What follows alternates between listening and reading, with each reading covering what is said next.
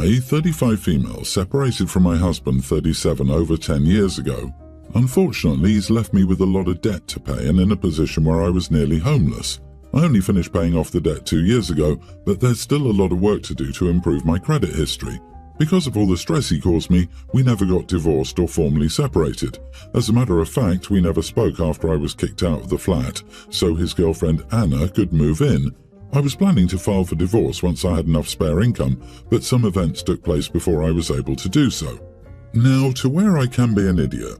2 months ago, my husband passed away in a freak accident. He left no will behind and has a house which is paid off with his girlfriend. He ended up getting a big promotion at work. I've spoken to the lawyer, and because we never divorced or filed for separation, I'm entitled to half of the house as his next of kin. Last week, I informed Anna through a letter that I wanted the house to be sold. She can buy my half, or I will have to force a sale. It's up to her. I don't want to live in the house, but the money from the sale could really help to sort out the damage done by the loans I had to pay for the ex, as well as a deposit for my own place, so I don't have to live in an absolute nightmare due to poor credit and not a very high-paying job. It will also help me work on my qualifications so I can get a better job and retire. However, Anna and my ex's family have called me a massive idiot, saying I have no right to the house, legally I do, and that I'm being cruel and vindictive. I've reminded them that this is not my fault their son hasn't divorced me or had a will, and said I don't see how it's unfair as I had to pay for his debts while he lived a comfy life. So, am I the idiot? Edit, neither I nor my late husband and his girlfriend have any children. My ex has maxed out my credit cards and took loans in my name, as well as cleared out our savings account to fund his relationship with Anna and some of his gambling habits at the time. Due to being busy with work, I didn't discover the loans and cards being maxed out until it was too late, and I had a few notices of non-payment and him kicking me out and basically making it seem to everyone that I had the problem and he loaned me money, which I paid him back by taking loans and cards, as well as if I wanted him back, so made him gifts. The total amount of debt is a bit over $50,000, which also resulted in me losing my job while he got to keep his well-paid job. Regarding the house, both Anna and my ex are on the deeds and had joint mortgages, from what I was told, so legally she is entitled to the other half of the house. This man had 10 years to make a will and to force a divorce. He chose not to because it benefited him in some way. Well, now it benefits you, not the idiot. I hope the sale helps you. You owe nothing to his girlfriend. Sell the house and be done with it. Also, stop paying his debts if they are not also your debts. Some companies can assume you're admitting to the debts as your own by paying them. He had 10 years to make a will and to force a divorce. He chose not to. In many places, if they divorced, he'd have to take on half that debt. With no divorce, she had to pay it off to access credit and rebuild her life. Once she finished paying it off, she could start saving up.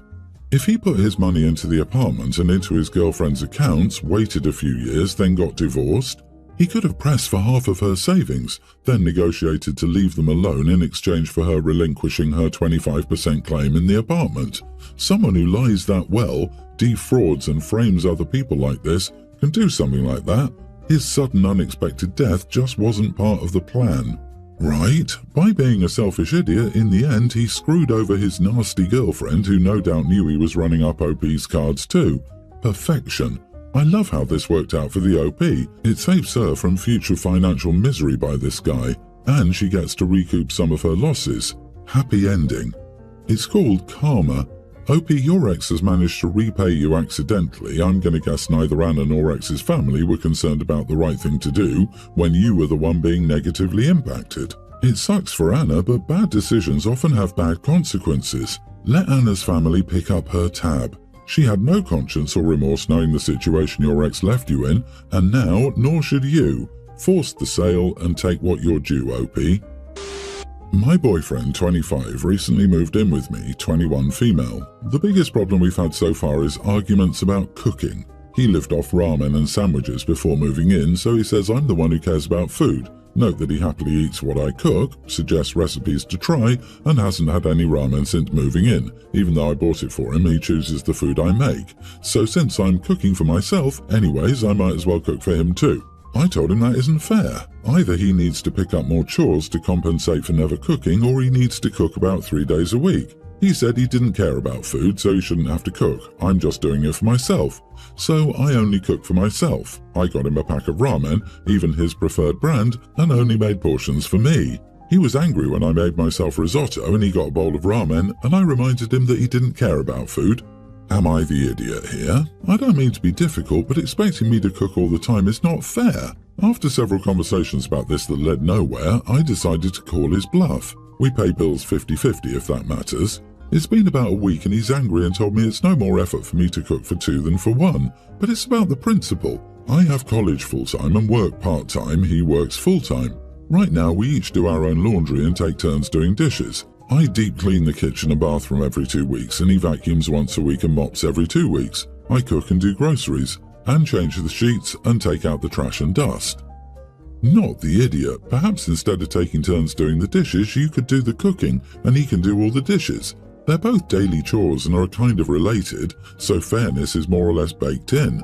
His argument that you are cooking for yourself anyway isn't a good one, really. If it stands, then his once-a-week vacuuming is for himself and shouldn't count. He's trying to pretend he doesn't care, but as soon as it inconveniences him, he suddenly cares. He does want you to cook for him and he values your cooking. So what does he get out of pretending he doesn't care? It's just a way to devalue your labor so he doesn't feel obliged to contribute. Next, he won't care about laundry, then he won't care if the house is clean, etc. Girl, you're another example of why men in relationships live longer and better lives and women's life gets worse, and the extra stress will take some years from your life too. Move him out until he's a man you would like to live with, or get someone else. Right now, a roommate would be a better partner to live with. My 38 male work held our annual holiday party last Friday.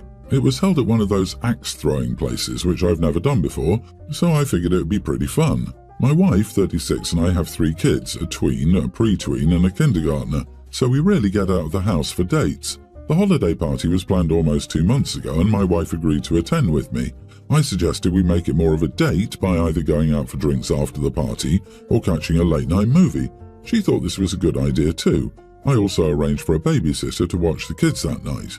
On the day of my party, my wife got home from work and told me that she'd had a horrible day and was in a bad space mentally, so she didn't want to come to the party. I told her I was disappointed but understood if she wanted to stay home.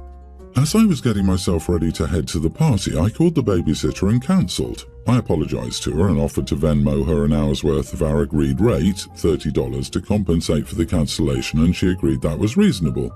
As I was getting ready to leave, my wife asked when the babysitter was going to come. I kind of looked at her funny and told her that I just cancelled the babysitter because she was no longer coming with me. She got mad at me and told me that she knew I had a bad day, was in a bad mental state and needed some time to herself. I told her that I'd assumed none of that meant she was incapable of watching our kids, and that I didn't think having the babysitter come when my wife was home made any sense at all.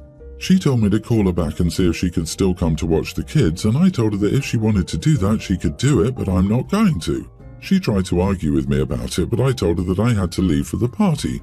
While I was at the party, she sent me multiple texts about how the kids were driving her nuts, that the babysitter didn't answer her calls, and that she needed me to come home. She kept blowing up my phone, and eventually I left the party over an hour early to go home.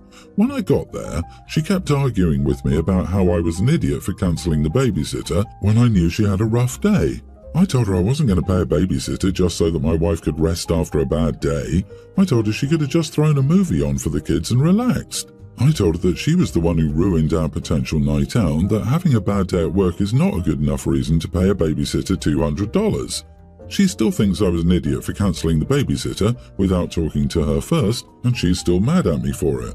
But I don't think that was an unreasonable assumption to make, considering that there have been plenty of times when I've had a bad day, and I'm still 100% capable of watching the kids by myself while my wife leaves the house.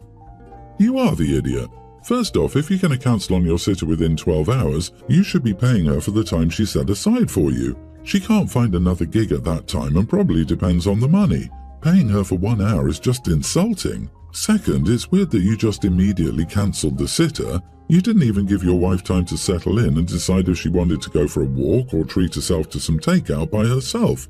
Or maybe she got sick. Have you even asked? People always use sitters when they aren't actually going to an event. You could have checked in with her and given her the option.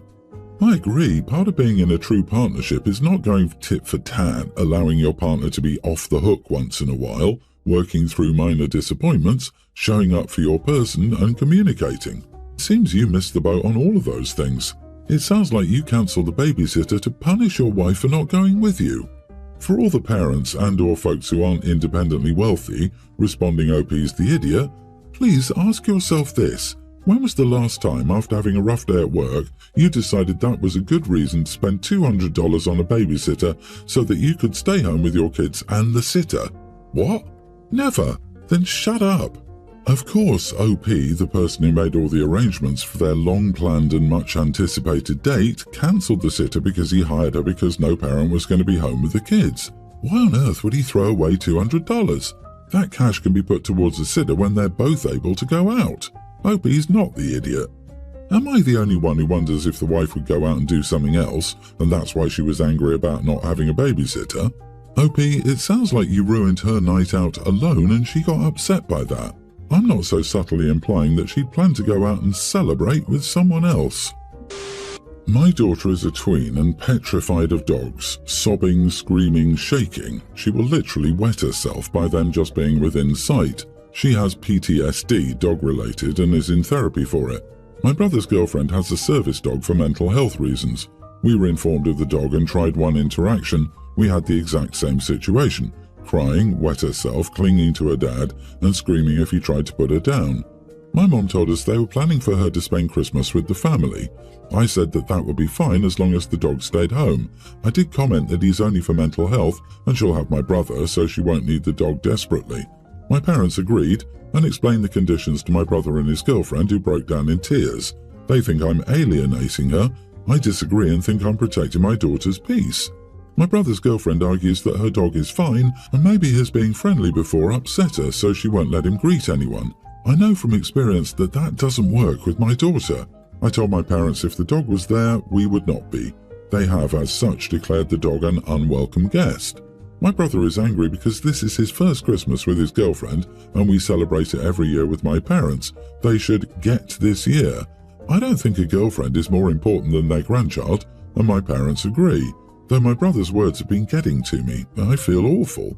So, am I the idiot for not allowing them? Not the idiot. The simple fact is you gave your parents and brother options. Your parents chose their grandchild over a dog for Christmas dinner. Your brother could have lunch or breakfast with your parents, but he's trying to push for the dinner for whatever reason. Christmas dinner is a family affair, not a parent, son, girlfriend, dog affair.